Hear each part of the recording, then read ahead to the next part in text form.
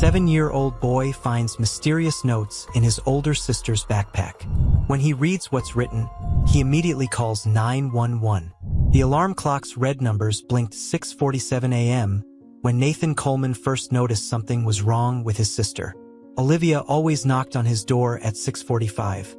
Their secret morning ritual unchanged since he started first grade last year. 2 minutes might seem insignificant to most 7-year-olds. But Nathan had inherited their mother's attention to detail and their father's stubborn concern for others.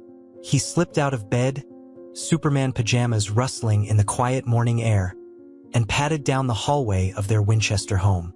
The Massachusetts autumn pressed cold against the windows, but inside, the house held onto its warmth.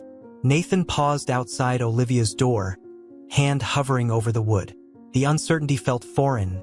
This was his sister, his protector, his personal encyclopedia of everything important in the world. Yet lately, she seemed to be fading, like a favorite crayon worn down to a stub. "Liv," he knocked softly, using her nickname. "Are you awake?" A shuffling sound came from within, followed by a muffled, "Yeah. Come in." Nathan pushed open the door to find Olivia still in bed, covers pulled up to her chin despite the house's comfortable temperature. Her phone lay face down on the nightstand, its presence somehow more noticeable than usual. At 13, Olivia had only gotten the phone 6 months ago, a reward for straight A's and the promise of responsibility. Nathan remembered how excited she'd been, planning all the photos they'd take together. "You didn't wake me up," he said, trying to keep the hurt from his voice. Olivia pushed herself up, dark hair a tangled mess around her face. In the gray morning light, shadows hung beneath her eyes like smudged charcoal. "Sorry, buddy. I must have overslept." But her alarm clock showed 6:23, and Nathan frowned at the obvious lie. He'd learned about telling time last month and felt a small surge of pride at catching the discrepancy. Still, he said nothing. Something in Olivia's expression made him hold back, the same way he'd learned to be gentle with the class hamster when it seemed scared. "Want to help me pick out clothes?" he asked instead. This was another part of their routine, Olivia making sure he didn't mix plaids with stripes or wear his dinosaur shirt for the 4th day in a row. "You should practice doing it yourself," Olivia replied, her voice carrying a weight Nathan didn't understand. "You're getting bigger now." The words stung more than they should have. Nathan stood in the doorway, shifting from foot to foot, watching his sister check her phone with movements that seemed almost mechanical.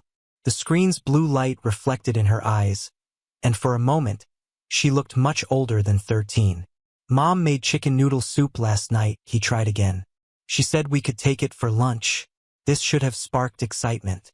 Chicken noodle soup was their shared favorite, a comfort food their mother Diana had perfected during her early years as an ER nurse when quick, hearty meals were essential. Instead, Olivia just nodded, still staring at her phone. "I'm not really hungry," she murmured. "You can have my portion." Nathan retreated to his room, the morning routine disrupted in ways he couldn't quite articulate. He picked out clothes carefully, khaki pants and a blue sweater that Olivia had once said made his eyes look like the ocean. As he dressed, he could hear his parents' morning symphony. His father's deep voice on the phone, probably with the high school where he worked, his mother's quick footsteps, always rushing to or from a shift, and the unusual silence from Olivia's room.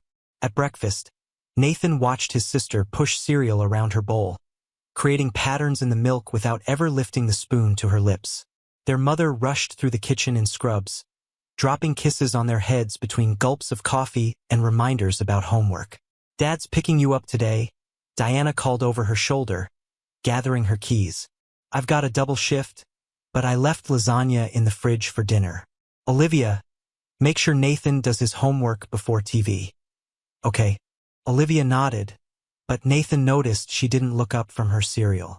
Their father James appeared next, straightening his tie with one hand while checking his phone with the other. "Big day at school," he announced. "College counselor meeting first thing. Liv, you'll be in my office before you know it, planning your future." He smiled warmly at his daughter, missing the way she seemed to shrink at his words. Nathan watched it all with growing unease. He might be young, but he understood more than adults typically assumed. He noticed how Olivia's sweater, once fitted, now hung loose around her shoulders. How she'd stopped playing her guitar in the evenings, the instrument gathering dust in the corner of her room. How the kitchen whiteboard, once covered in her doodles and jokes, remained stubbornly blank except for their parents' work schedules. The drive to school was quiet, save for the radio's morning news. Nathan sat in the back, watching Olivia in the passenger seat. She pressed her forehead against the window, breath fogging the glass. Outside, trees shed their leaves in brilliant bursts of red and gold, but Olivia seemed colorless in comparison. As they pulled up to Winchester Elementary, Nathan gathered his backpack and lunchbox. Usually, Olivia would turn around, give him their secret handshake, and remind him to conquer the day. Today, she remained still, eyes fixed on something distant. "Bye, Liv," Nathan said softly, closing the car door. She didn't respond. Walking into school, Nathan felt the weight of change pressing down on his small shoulders. The corridor buzzed with morning energy, kids shouting, teachers herding students toward classrooms, the squeak of rubber soles on linoleum. But he moved through it all in a bubble of worry. In his classroom, Miss Thompson had written, "What makes you special?" on the whiteboard in her neat handwriting. Nathan slid into his seat, thinking about how Olivia used to tell him he was special because he noticed things other people missed. Like how she always knew when he had a bad day at school, or how he could tell which of Mom's laughs were real and which were tired. Now, watching the morning light paint patterns on his desk, Nathan wondered if noticing things was really so special after all. Because he noticed how his sister was vanishing, piece by piece, and he had no idea how to bring her back. The classroom clock ticked steadily toward morning lessons, but Nathan's thoughts remained in the car with Olivia, trying to understand when exactly his sister had started to disappear, and wondering if anyone else could see it happening. 3 weeks after the morning Olivia stopped knocking on his door, Nathan found the first note. It wasn't dramatic. No thunder crashed outside. No ominous music played like in the movies his parents thought he was too young to watch. Instead, it happened during the quiet lull of an after-school Thursday, when autumn rain tapped against the windows like hesitant fingers. "Liv, I can't find my math worksheet," Nathan called up the stairs. Their parents wouldn't be home for hours, Dad had parent-teacher conferences, and Mom was covering someone's shift again. The house felt too big in these afternoon hours, echo-empty except for the distant sound of Olivia's bedroom door closing. No response came. Nathan sighed, remembering how she used to race down the stairs 2 at a time whenever he needed help, her dark hair flying behind her like a superhero's cape. Now, silence had become her new language. He knew she'd helped him with his homework during breakfast. She still did that much, at least, though her explanations had grown shorter, her patience thinner. The worksheet had to be in her backpack, which sat slumped against the kitchen counter like a deflated balloon. "I'm just going to look in your bag," he announced, loud enough for his voice to carry upstairs. When no objection came, he unzipped the main compartment. Olivia's backpack used to be a riot of colored drawings from friends, keychains, patches she'd ironed on herself. Now it was plain navy blue, the decorations removed one by one over the past months. Nathan pushed aside textbooks and folders, searching for his worksheet with the careful determination of a treasure hunter. His hand brushed against something at the bottom, a composition notebook, its corners soft and worn. He wouldn't have paid it attention except for the way it was wrapped in a rubber band, like a secret keeping itself shut. Nathan hesitated, guilt warring with curiosity. Olivia had always respected his privacy, never reading his adventure stories without permission, never telling their parents about the candy stash under his bed. But the rubber band was already sliding off, too old to maintain its grip, and the notebook fell open in his lap. The first page was blank except for a single line in Olivia's familiar handwriting. "I don't know how much longer I can pretend." Nathan's stomach twisted. He knew he should close the notebook, put it back, pretend he'd never seen it. Instead, he turned the page. Different handwriting filled the next sheet, angular and sharp. Unlike Olivia's rounded letters, "Nobody wants you at their lunch table. Take the hint already." Another page. "You think anyone believes your fake smile? We all know what a mess you are." Nathan's hands trembled as he continued. Some notes were clearly from others, cruel words thrown like stones. Others were in Olivia's handwriting, growing increasingly desperate. I wish I could disappear. They're right about everything. What if I just stopped trying? Between the pages, he found Instagram screenshots, photos where Olivia had been clearly cropped out.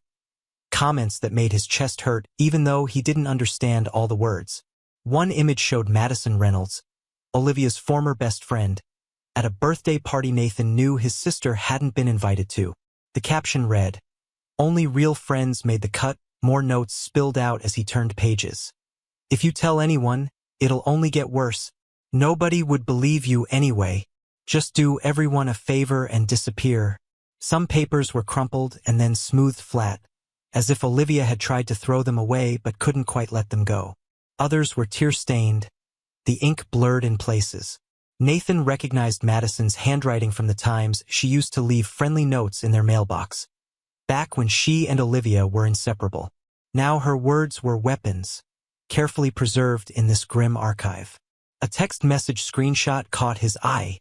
"Madison, remember when you told me about your dad's counseling sessions? How embarrassing that he helps other kids but can't even see what a mess his own daughter is." Nathan's hands shook as he turned another page. This one was different, a list in Olivia's handwriting, dated just 2 days ago. Reasons it would be better. Mom wouldn't have to worry about feeding me. Dad could focus on kids who actually matter. Nathan would have a normal sister instead of a freak. Madison was right about everything. I'm so tired of pretending. Maybe then it would finally stop hurting. The sound of a door opening upstairs made Nathan jump. He quickly rewrapped the rubber band around the notebook, his heart pounding like a drum in his chest. He shoved it back into the backpack just as Olivia's footsteps started down the stairs. "Did you find your worksheet?" she asked, her voice flat. Nathan nodded, not trusting himself to speak. He grabbed a random paper from her bag, not even checking if it was the right one. Olivia paused at the bottom of the stairs, and for a moment, Nathan saw her clearly. The dark circles under her eyes like bruises, the way her shoulders curved inward as if protecting her heart, the slight tremor in her hands as she checked her phone for the 100th time that day. "You okay?" she asked, noticing his expression. "Are you?" The words slipped out before he could stop them. Something flickered across Olivia's face. Fear? Sadness? Before her features smoothed into the blank mask she'd been wearing for months. "Of course," she said, but the words sounded hollow, like the echo in an empty room. "Why wouldn't I be?"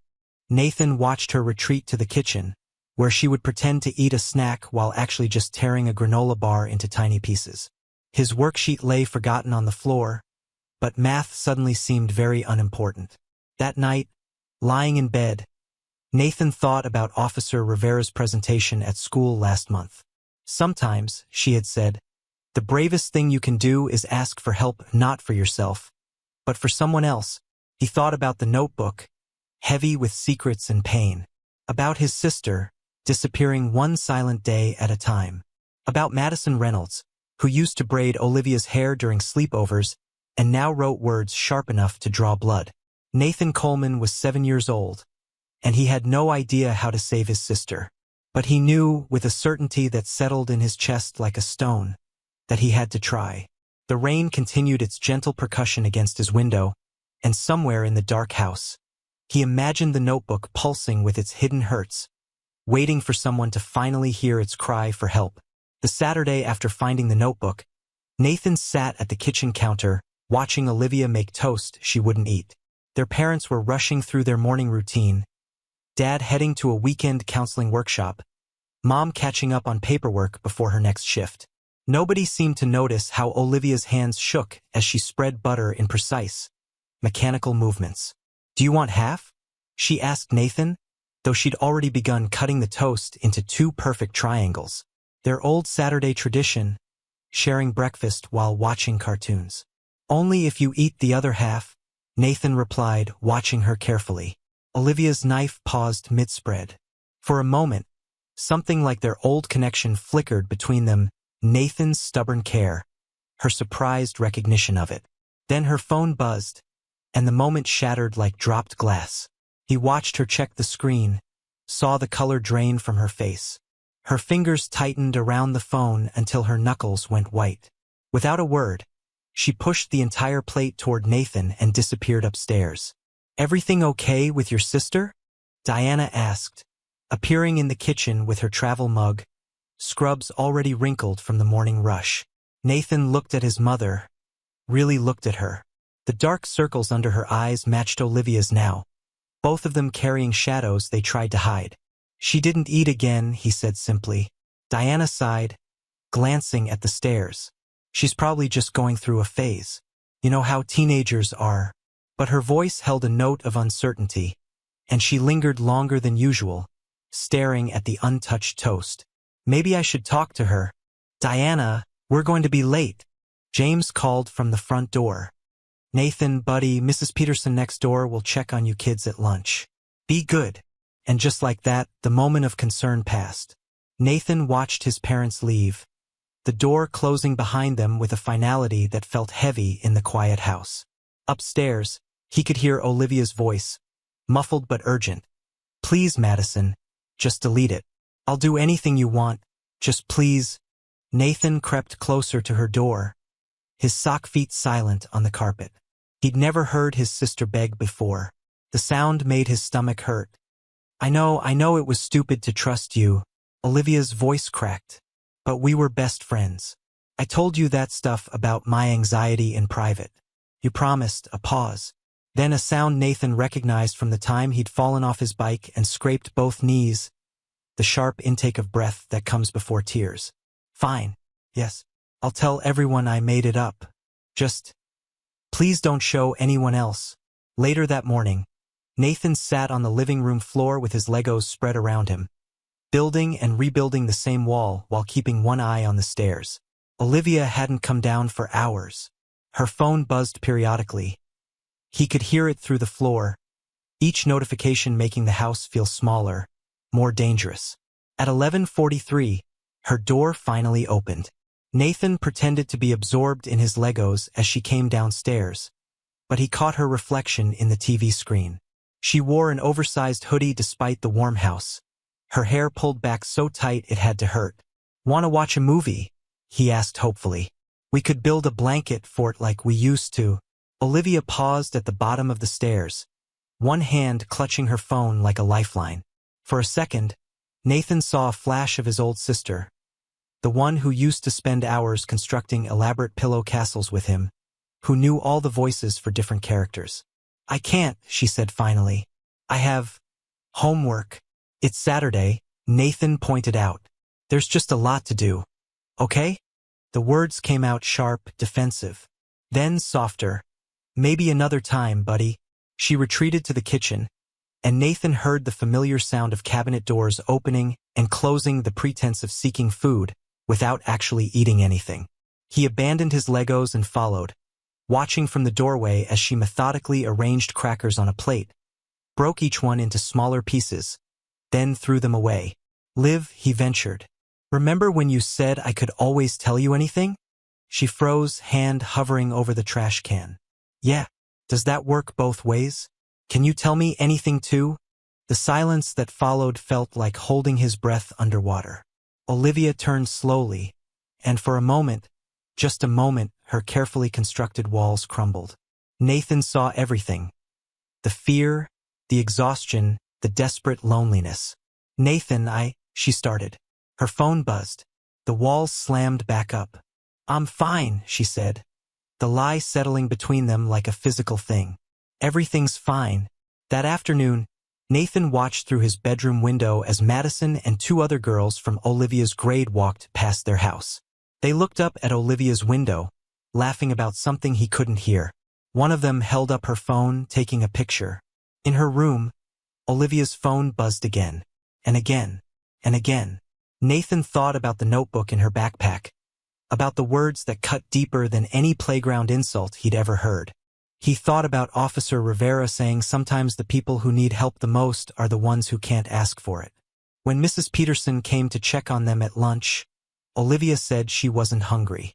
Nathan watched their neighbors' concern surface and disappear just as quickly as their mothers had. Adults seemed to accept explanations they wanted to believe. But Nathan couldn't accept it anymore. Not when he heard Olivia crying through the bathroom door that evening. Not when he found another note slipped into her backpack. Wonder what your little brother would think if he knew what a worthless sister he has? That night, after their parents came home, Mom exhausted from her shift, Dad distracted by Monday's counseling appointments, Nathan lay awake, listening to the quiet sounds of his sister's distress through the wall they shared. He thought about the drawer in the kitchen where their parents kept emergency numbers, about Officer Rivera's presentation on calling 911, about how sometimes being brave meant being scared but doing something anyway. Tomorrow, he decided. Tomorrow he would make the call, because being 7 years old didn't mean he couldn't recognize when someone was drowning, even if that someone was the person who had taught him how to swim. Nathan woke up early Sunday morning, his decision sitting heavy in his stomach like undigested dinner. The house was quiet except for the rhythmic drip of the coffee maker downstairs.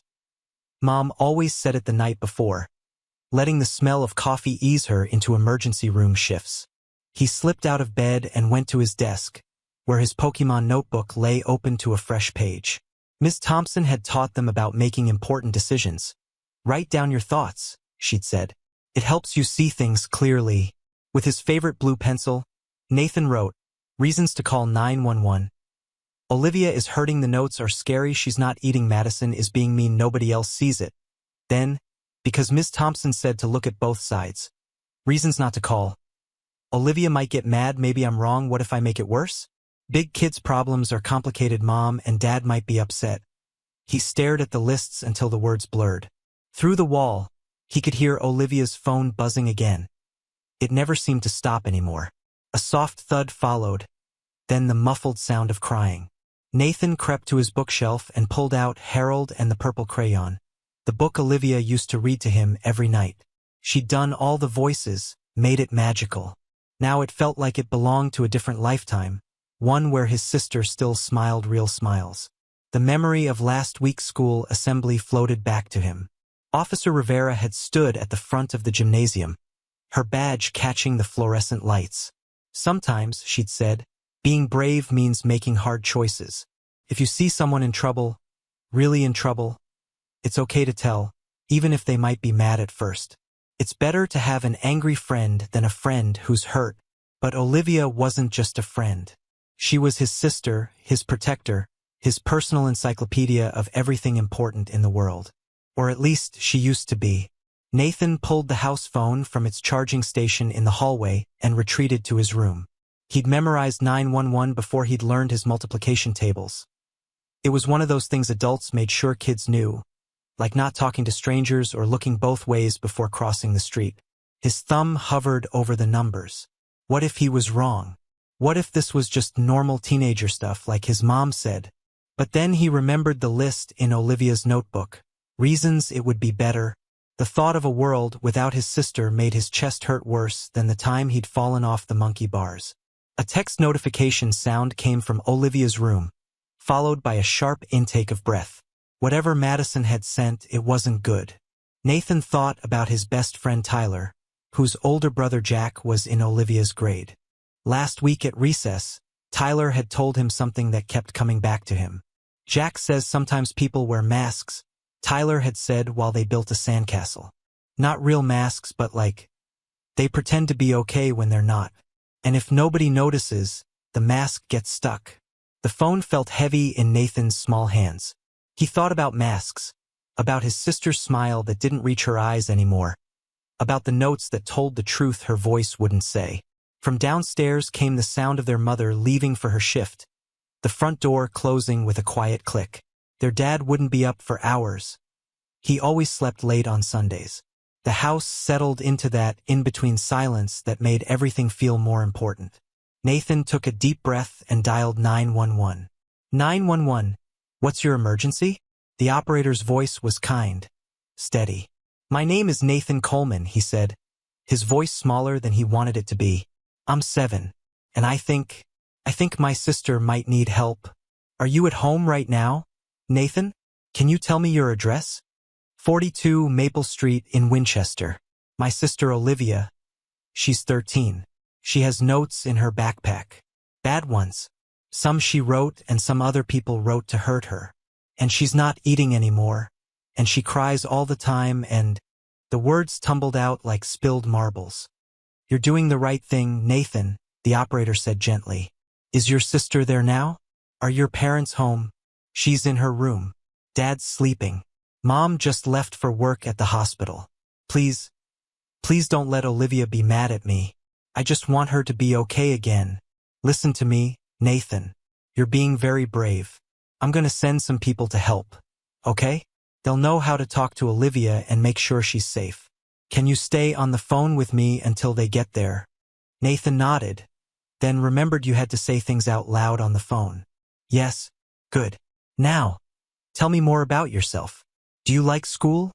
As he answered the operator's questions, Nathan heard movement from Olivia's room. His heart beat faster, but he kept talking. The operator's voice stayed calm, asking about his favorite subjects, his friends, normal things that felt strange to discuss when everything else had become so complicated. In the distance, sirens began to wail.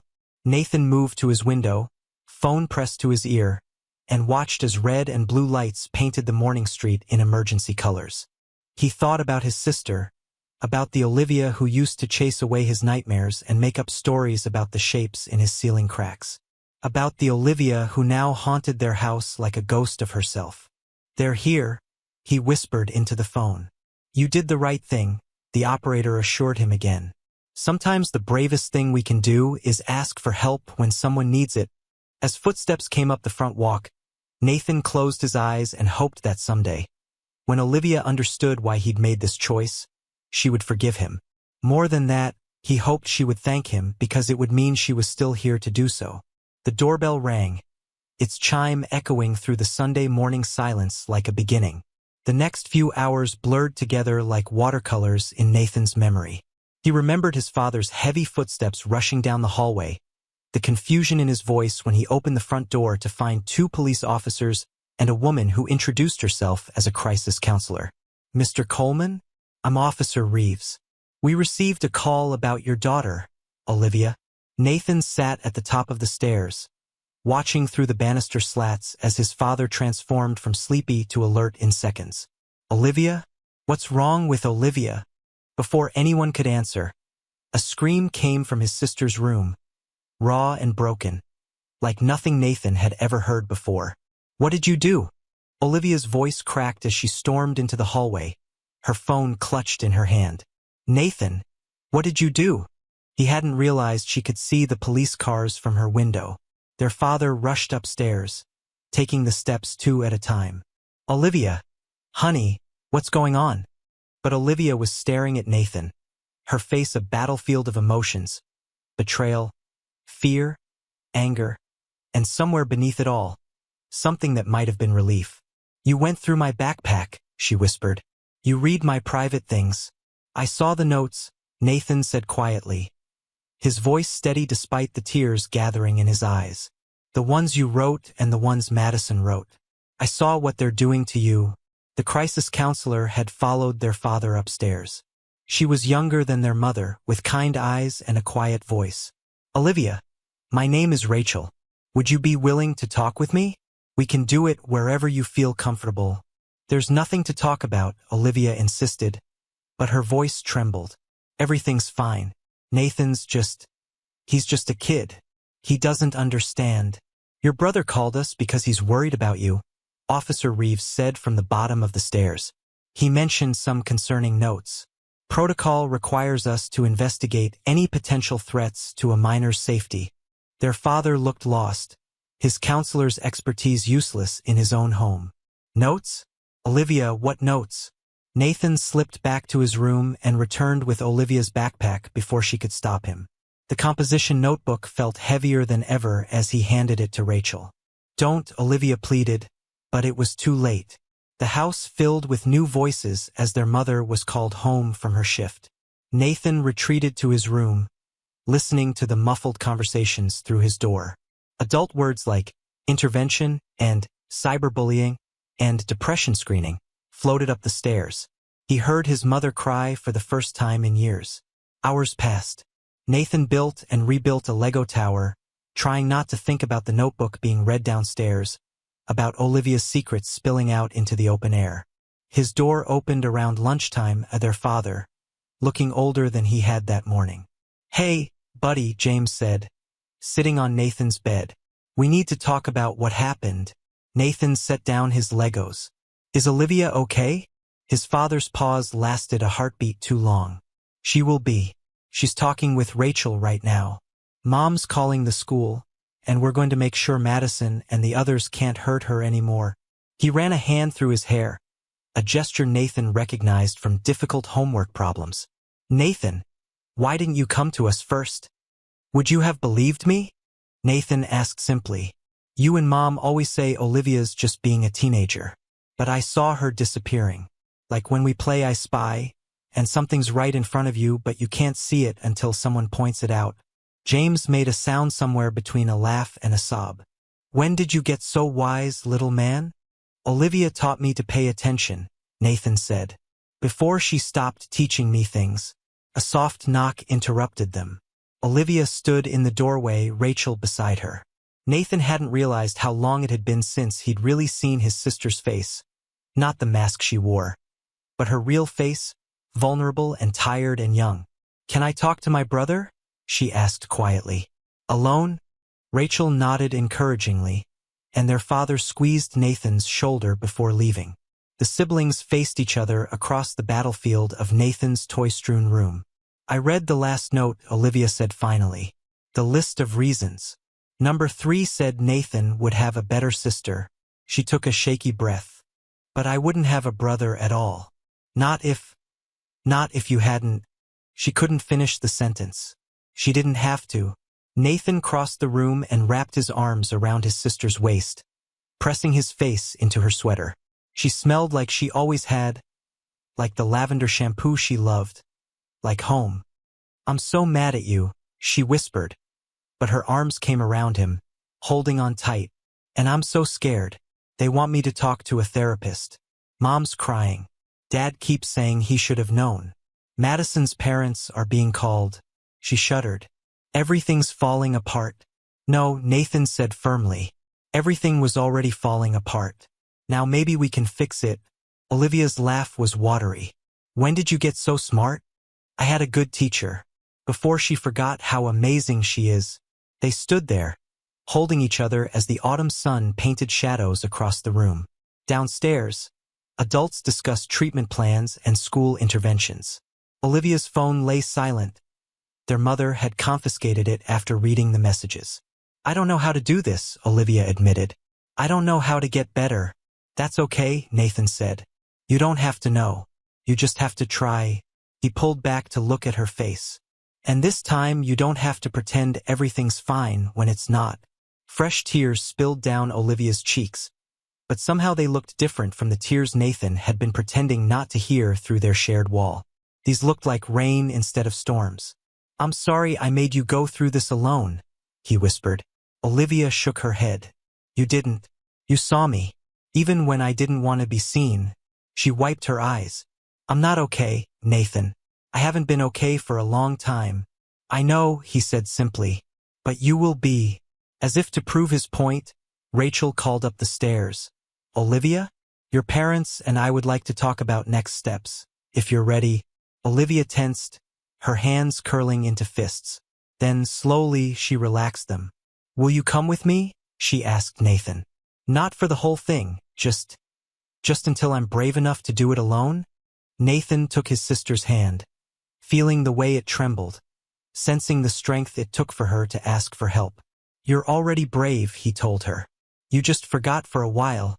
Together, they walked downstairs to face whatever came next, their shadows merging on the wall behind them, not fixed, not healed, but finally moving in the right direction. Monday morning arrived with the weight of inevitability. Nathan watched from his bedroom window as his father's car disappeared around the corner, taking Olivia to her first appointment with Dr. Catherine Bennett. School had been canceled for both Coleman children, a mental health day, their mother had called it, her voice carrying a mix of guilt and determination. Diana sat at the kitchen table, surrounded by papers and sticky notes, her phone constantly buzzing with messages from the hospital about her requested family leave. Nathan could hear fragments of her conversations. Yes, it's an emergency. No, I need more than 2 days. My daughter.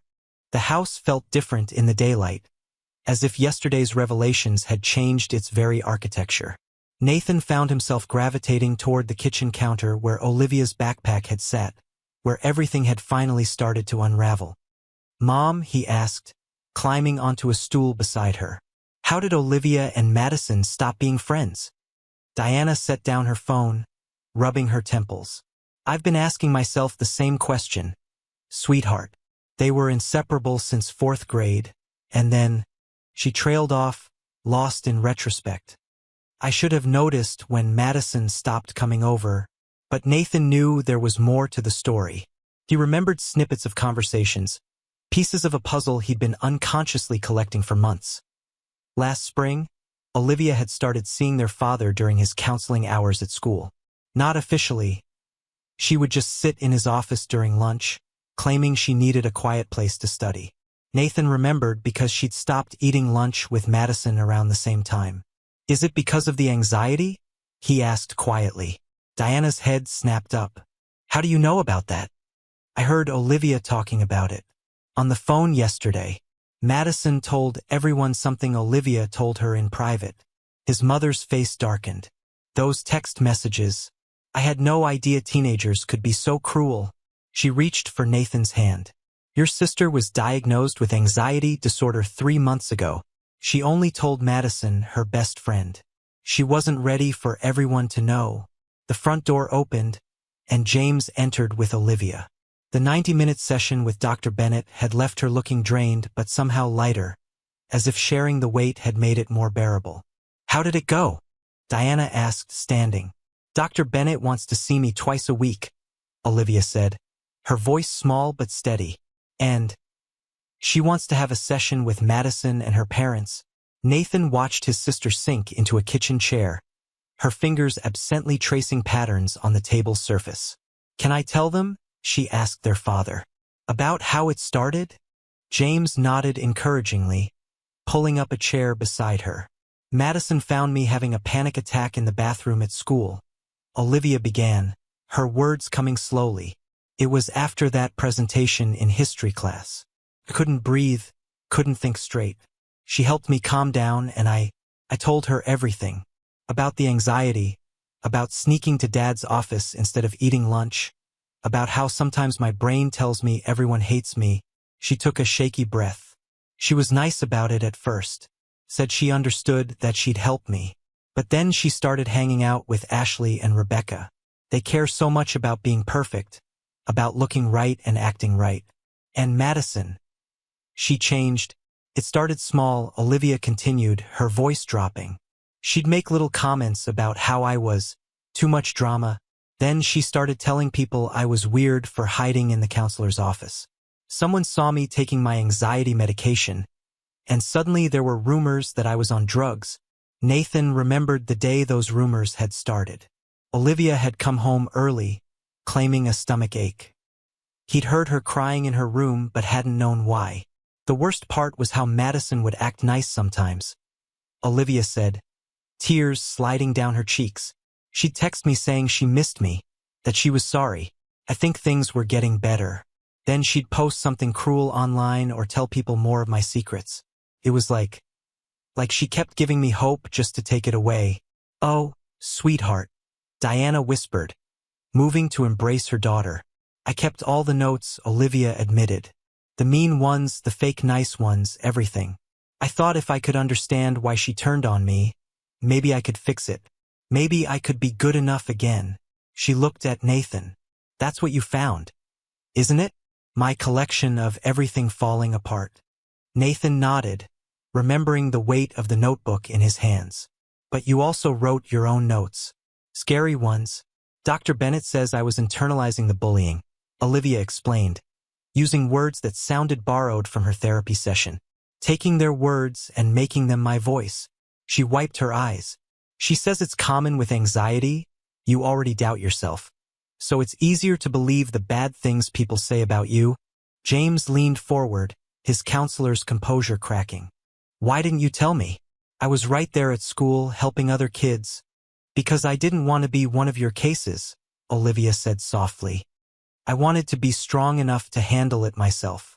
And I was ashamed. You help kids with real problems. This felt like I was just being weak. This is a real problem, Diana said firmly. And asking for help isn't weakness. It's courage. Nathan thought about the Olivia from before, the one who taught him to ride a bike, who made up stories about stars, who never hesitated to stand up for him on the playground. He saw now that she hadn't disappeared. She'd just gotten lost under the weight of words and fear and silence. Madison's mom called this morning, James said gently. They want to come over tomorrow. To talk. Olivia tensed. I don't want to see her. Dr. Bennett will be here, Diana assured her. And you don't have to forgive her. You just have to be honest about how her actions affected you. Can I stay? Nathan asked. Not for the talking part, but just nearby. Olivia reached for his hand, squeezing it tight. My brave little brother. Always watching out for me. The autumn sun slanted through the kitchen windows, painting everything in soft gold. Nathan looked at his family, really looked at them. His mother's determined expression, his father's gentle concern, and Olivia with her walls finally crumbling, letting them see her pain but also her strength. Dr. Bennett says healing isn't linear, Olivia said, as if testing out the words, that there will be good days and bad days. But she also says we don't heal alone. Nathan thought about his Pokemon notebook upstairs, with its lists of reasons. He wondered what would happen if Olivia made a new list. Reasons to stay, reasons to fight, reasons to believe in herself again. He had a feeling they would far outnumber the reasons to disappear. Tuesday brought Rain and Madison Reynolds to the Coleman house. Nathan watched from his bedroom window as she walked up their driveway, her usual confidence absent in the hunch of her shoulders. Her mother's hand rested on her back, guiding her forward like a reluctant puppet. Dr. Bennett's car was already parked outside, and Nathan had watched their father arrange and rearrange the living room furniture 3 times that morning, as if the right seating arrangement could somehow make this easier. Nathan? Olivia stood in his doorway, wearing the lavender sweater their grandmother had given her last Christmas. They're here. He turned from the window. Are you scared? Terrified. She attempted a smile. But Dr. Bennett says that's okay. Being brave doesn't mean you're not afraid. Downstairs, the doorbell rang. Nathan heard his mother's measured greeting, Madison's mother's too bright voice, and beneath it all, a heavy silence where teenage girls' laughter used to be.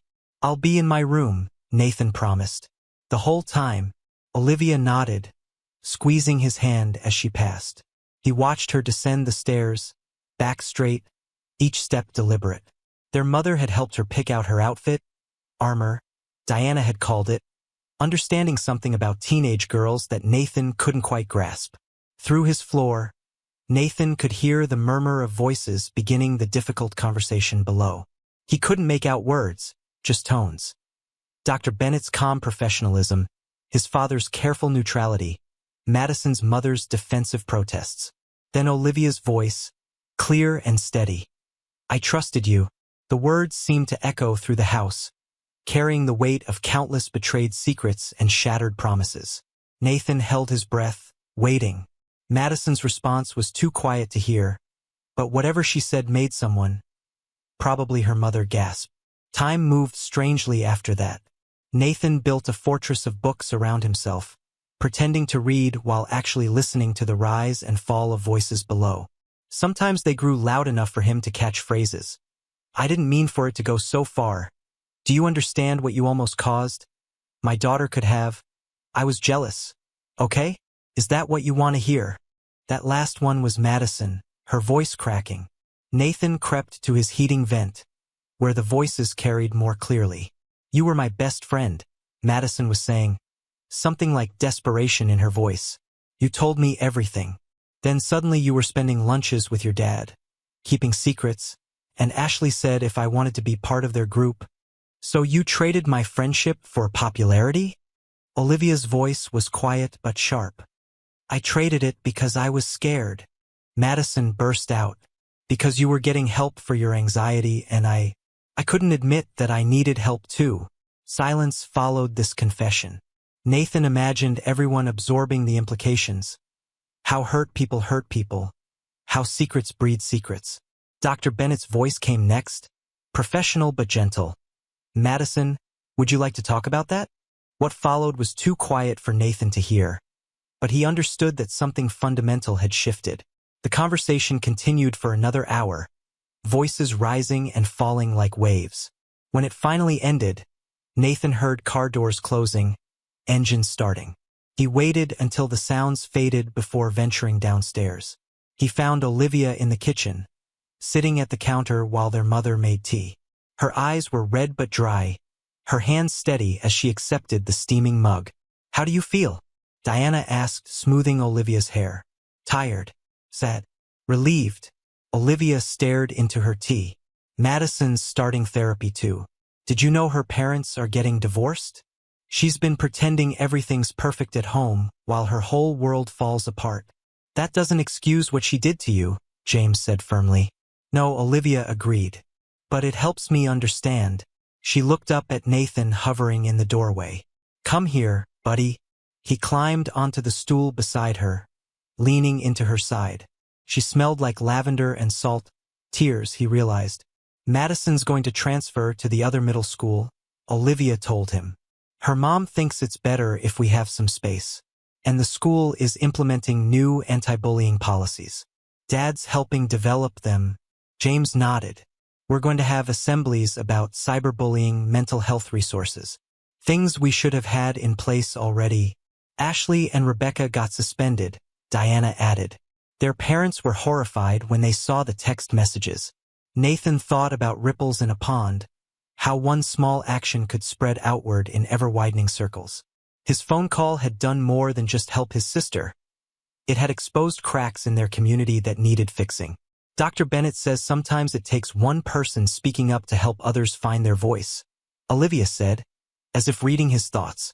The school counseling office had 3 new students come in yesterday, kids who've been dealing with their own stuff in silence. She pulled Nathan into a proper hug, her tea forgotten. "You did that, you know. You showed people it's okay to ask for help." "I just wanted my sister back," Nathan mumbled into her sweater. "You did more than that," James said, his voice thick with emotion. "You reminded me what I tell my students every day, that sometimes the people who need help the most are the ones right in front of us." Diana wiped her eyes, trying to hide it by turning to the sink. "The hospital approved my leave. 2 weeks to help get everything sorted." "Mom, you don't have to," Olivia started.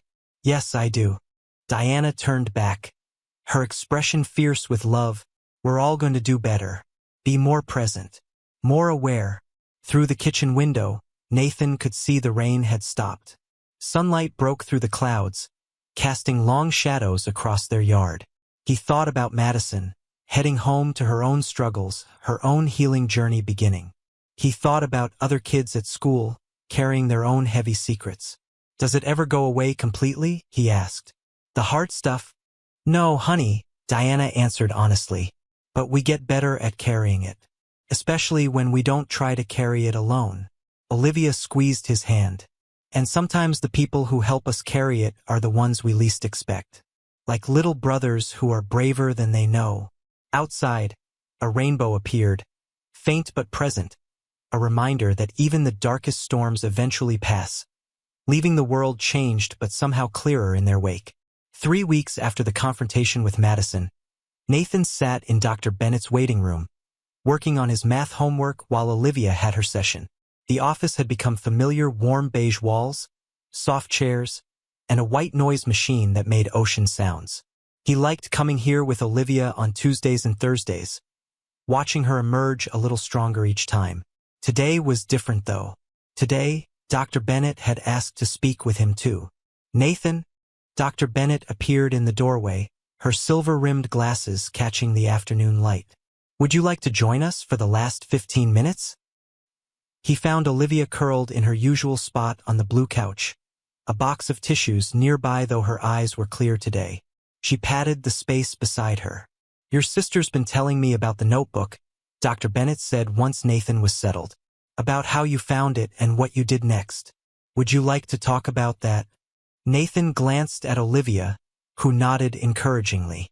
I didn't mean to spy, he started. I was just looking for my homework. But once you saw what was in it, you kept reading, Dr. Bennett observed. That must have been scary. Not as scary as losing Olivia would have been, Nathan said quietly. Olivia's breath caught. Nathan? The notes weren't just Madison's mean words. He continued, the thoughts he'd been holding spilling out. They were like a diary of Olivia disappearing. Every page had less of her and more of what they wanted her to believe about herself. Dr. Bennett leaned forward slightly. That's very insightful, Nathan, especially for someone your age.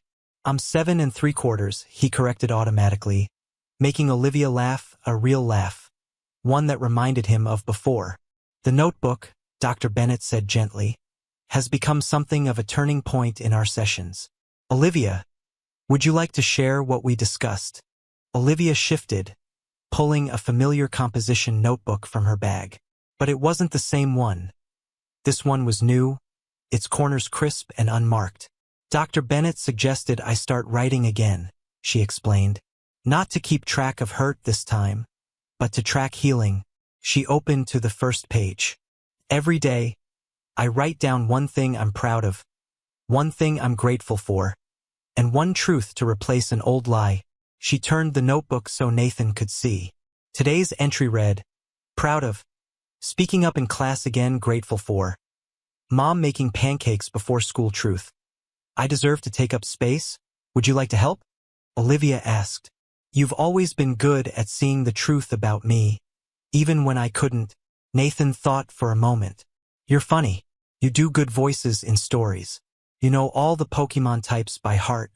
Those are excellent truths, Dr. Bennett smiled. Olivia, how does hearing those make you feel? Like, Olivia paused, considering. Like maybe the person I used to be isn't completely gone. She's just been hiding. The notebook serves another purpose, Dr. Bennett explained to Nathan. It's helping Olivia understand why she kept the old notes for so long. Would you like to share what we discovered? Olivia drew a deep breath. I thought if I kept them, I could figure out how to fix myself. Like if I studied them enough, I'd understand what was wrong with me. She reached for Nathan's hand. But there was nothing wrong with me. The problem was that I believed there was. That's why the new notebook is so important, Dr. Bennett added. It's not about collecting evidence of pain anymore. It's about building evidence of worth. Nathan looked at his sister, really looked at her. Her cheeks had more color now, and she'd started wearing her hair down again instead of hiding behind tight ponytails. That morning, she'd eaten a whole piece of toast while helping him with his spelling words. Can I write in it sometimes too? He asked. When I notice good things? Olivia's smile wobbled. I'd like that. Dr. Bennett watched this exchange with approval. Family support is crucial in recovery. Nathan, you've already proven you have excellent instincts when it comes to helping your sister. But it's important for you to know that you don't have to carry this responsibility alone anymore. I know, Nathan nodded. That's what the Tuesday and Thursday appointments are for. And Mom's support group for parents, and Dad's new bullying prevention program at school. Very good, Dr. Bennett smiled. Now, I have one last question for both of you. What's something you're looking forward to? The autumn festival, Nathan said immediately. Olivia promised to help me with the ring toss this year. Really? Dr. Bennett looked at Olivia. That's quite a crowd. I'm nervous about it, Olivia admitted. But Dr. Bennett and I have been practicing coping strategies. And she squeezed Nathan's hand. I have a pretty good support system. After the session, as they waited for their father to pick them up, Olivia pulled out her notebook again. Under grateful for, she wrote, a little brother who sees me, even when I'm trying to disappear. Nathan watched the words appear on the page, each letter a small act of healing. Each sentence a step away from the darkness and toward whatever came next. Outside, autumn painted the trees in brilliant colors, and somewhere in the distance, a wind chime played a gentle melody. Nathan thought about notebooks, how they could hold both hurt and healing, how writing new stories didn't erase the old ones but could help make them easier to carry. Ice cream. Olivia suggested suddenly. Like we used to get after school? Nathan grinned. With sprinkles? Extra sprinkles, she confirmed, and in her smile, he saw another truth worth writing down. Sometimes the bravest thing we can do is believe in better days, even before they arrive. The autumn festival transformed Winchester Common into a wonderland of lights and laughter. Nathan clutched Olivia's hand as they weaved through the crowd, their parents following a few steps behind. String lights crisscrossed overhead like stars brought down to earth, and the air smelled of caramel apples and wood smoke. "You okay?" Nathan asked, feeling Olivia's hand tighten as they passed a group of girls from her school. "I'm using my breathing technique," she replied, her voice steady despite the tension in her shoulders. 5 counts in, 7 counts out. Just like Dr. Bennett taught me. They'd prepared for this evening carefully. Olivia wore her favorite jean jacket, the one with patches she'd started sewing on again, each one representing a small victory. "Warrior Red One. Speak your truth," said another. "The newest edition. Little brothers are smarter than they look." Their father had chosen this particular evening to bring them because he knew Madison would be at her father's house in the next town over. It was one of the many small ways their parents now worked to make the world feel safer for Olivia, while still encouraging her to face her fears gradually. "Look," Nathan pointed to the ring toss booth. "Can we try?" Olivia nodded, leading him through the crowd. But halfway there, she stopped abruptly. Ashley and Rebecca stood at the booth, their laughter carrying across the festival grounds. "We can do something else," Nathan offered quickly. "No." Olivia squared her shoulders. "Dr. Bennett says avoidance only makes anxiety stronger. Besides," she smiled down at him, "I promised to help you win that giant penguin." They approached the booth just as Ashley and Rebecca turned away, their arms full of smaller prizes. The girls fell silent when they saw Olivia, their expressions a mix of shame and uncertainty. Since their suspension, they'd kept their distance at school, Madison's absence leaving them unanchored. "Hi," Ashley said softly, the greeting sounding more like a question. "Hi," Olivia replied, her voice clear and controlled. She didn't smile, but she didn't shrink either. Rebecca shifted uncomfortably. We saw your speech at the assembly last week about anxiety and cyberbullying. It was really brave." "Thank you," Olivia said simply, neither accepting nor rejecting the olive branch. Dr. Bennett had talked with her about this, how forgiveness was a personal choice, not an obligation. The girls moved away, disappearing into the crowd. Nathan watched his sister's face carefully. "You did great," he told her. "I did, didn't I?" She sounded almost surprised. "A month ago, I would have run away." She pulled out the notebook she now carried everywhere, a habit Dr. Bennett encouraged. "Under proud of," she wrote, "stayed present during an unexpected encounter. Spoke with confidence." "My turn," Nathan said, taking the pen. "Under truth," he added. "My sister is the strongest person I know." They spent the next hour at the ring toss, Olivia teaching Nathan how to flick his wrist just right, her natural talent for teaching slowly reemerging.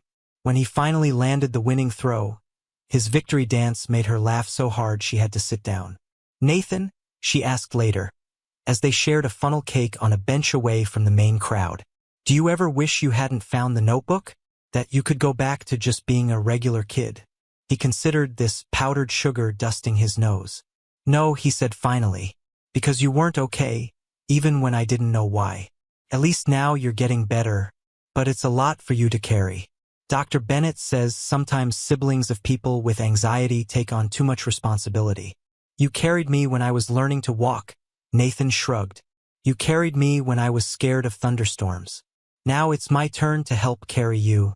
Olivia's eyes welled up. "When did you get so wise?" "I had a good teacher.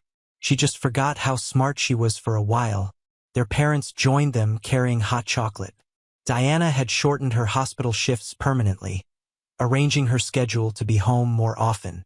James had started a parent support group that met weekly, helping other families recognize signs they might have missed. "Ready to head home?" Diana asked, noticing Olivia's tired eyes. Almost, Olivia said. She pulled out her phone, Not the old one with its history of cruel messages, but a new one with stricter safety settings and a background photo of her and Nathan pulling funny faces. She opened her notes app, where she kept a different kind of list now. Things that make me strong. Family who notices, therapy tools that work, boundaries that protect, truth that heals, little brothers who save big sisters. She added a new one. 6. Facing fears, one festival at a time. The giant penguin sat between them on the bench, a trophy of progress. Nathan named it Hope in his head, though he'd never tell Olivia that. Some things were too poetic for 7 3/4. As they walked home through the cooling night, the festival lights fading behind them, Nathan thought about bridges, how some needed to be burned, while others could be rebuilt stronger than before. How healing didn't mean forgetting the hard parts, but learning to carry them differently. Olivia hummed softly beside him, an old song she used to sing when he was little. The sound floated up into the dark sky, carrying with it the promise of more good days than bad, more strength than fear, more truth than shadows. And in his sister's voice, growing stronger with each note, Nathan heard the sound of bridges being built, not to the past, but to whatever brave new future awaited them both. On a crisp December morning, 6 weeks after the autumn festival, Nathan sat cross-legged on his bed, watching Olivia get ready for school. She stood in his doorway, just like she had every morning since resuming their old routine. Her hair was pulled back in a loose braid, and she wore the sweater their grandmother had sent last week, deep purple with silver threads that caught the winter light. "Ready for your presentation today?" he asked. Nervous, she admitted, fiddling with her notebook. Not the old one full of pain, but her newest journal, its pages filled with truths and progress. "But Dr. Bennett says that's normal. Being nervous means it matters." Nathan knew what mattered today. Olivia would be speaking to the entire middle school about mental health and cyberbullying. Not because anyone forced her to, but because she'd asked to do it. Someone else might need to hear they're not alone. She'd explained at dinner last week. "Want to practice one more time?" Olivia smiled, a real smile, the kind that reached her eyes. "Those came more often now. Only if you do the introduction like you did yesterday." Nathan cleared his throat dramatically, deepening his voice to mimic the school principal. "Students and faculty, please welcome Olivia Coleman, who has an important story to share." "Thank you, Mr. Nathan," Olivia played along, then grew serious. "My story starts with a notebook full of secrets and a little brother brave enough to read them." As she rehearsed her speech, Nathan watched the winter sun paint shadows on his wall. He thought about how much had changed since that October morning when he'd first noticed something wrong. The house felt different now, lighter somehow, as if secrets had physical weight and speaking them aloud had lifted something heavy from the air. Their parents had changed too. Mom worked fewer night shifts, making sure to be home for dinner more often. Dad had transformed his counseling program at school, creating safe spaces for students to talk about the things they carried. They both attended weekly family therapy sessions with Dr. Bennett, learning new ways to listen, to see, to understand. And sometimes Olivia was saying, the people who save us are the ones we least expect. Sometimes they're 7 years old and way too smart for their own good. 7 3/4, Nathan corrected automatically, making her laugh. The sound echoed through their home, not the hollow laugh she'd used as a mask during the worst times, but the real one. The one that reminded him of summer days and shared secrets and a sister who was finding her way back to herself. Downstairs, their mother called up, "Breakfast's ready. Nathan, don't forget your science project." They headed down together, Olivia's hand brushing his shoulder as they descended the stairs. In the kitchen, their father stood at the stove flipping pancakes, another change. These slow mornings together instead of rushed goodbyes and forgotten meals. "Big day," James said, sliding a plate toward Olivia. "How are you feeling?" "Ready," she said, and Nathan could hear the truth in it. "I have my notes, my breathing exercises, and—" She pulled something from her pocket. A small worry stone Nathan had given her, smooth and blue like a piece of sky you could hold. Diana joined them, coffee in hand. "Dr. Bennett called yesterday. She's very proud of how far you've come." "We all are," James added. Olivia ducked her head, but Nathan saw her smile. Under the table, she pulled out her notebook and wrote, proud of, being scared but doing it anyway, grateful for, family who rebuilt themselves while helping me rebuild truth. I am stronger than what tried to break me. Nathan reached for the pen, adding his own line, truth. My sister is a superhero, but I knew that all along. After breakfast, as they gathered their things for school, Olivia paused by the front door. Nathan, thank you, not just for what you did then, but for what you do every day. For seeing me even when I was trying to disappear. That's what little brothers are for. He shrugged, but he hugged her tightly. Outside, winter painted the world in shades of silver and blue. Their breath made clouds in the cold air as they walked to their father's car. Nathan thought about notebooks, how they could hold both darkness and light, how writing new stories didn't mean forgetting the old ones but learning from them. He thought about his sister, standing tall beside him, ready to share her truth with others who might need to hear it. How healing wasn't a straight line but a spiral, coming back to the hard places with new strength each time. As they drove to school, Olivia hummed softly, an old habit returning, like so many others.